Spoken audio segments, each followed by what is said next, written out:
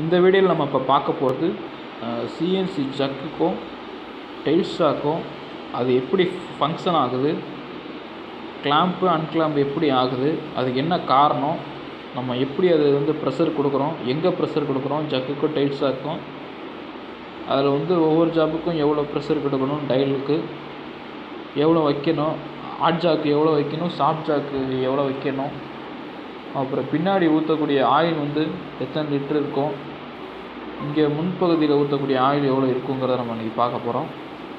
ஒவ்வொன்றா பார்ப்போம். பொதுவாக நம்ம வந்து சிஎன்சி ஜக்கில் வந்து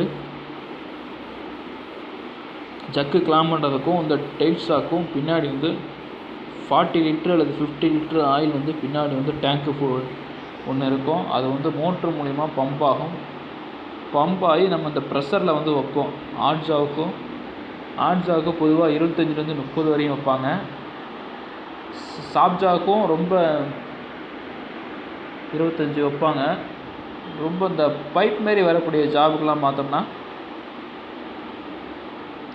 இந்தமாரி ஜாபுக்கெலாம் பார்த்தோம்னா உங்களுக்கு 10 அதுக்குள்ளே தான் வைக்கணும். அப்படி அதிகமாக வச்சோம்னா ஜாபு நெளிஞ்சு உடஞ்சி டேமேஜ் ஆயிரும்.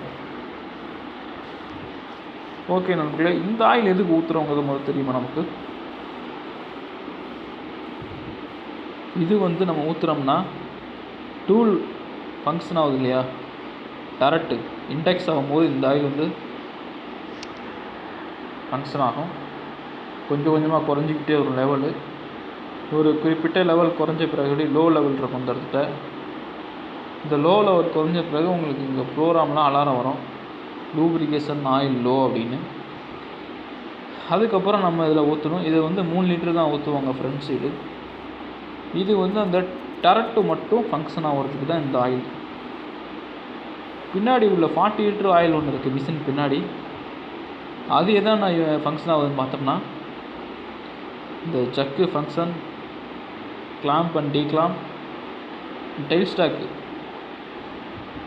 ஃபார்வேர்டு அண்ட் ரிவர்ஸ், இந்த இதுக்கு பயன்படுது. இதுதான் அந்த ஆயிலோட ஃபங்க்ஷன்.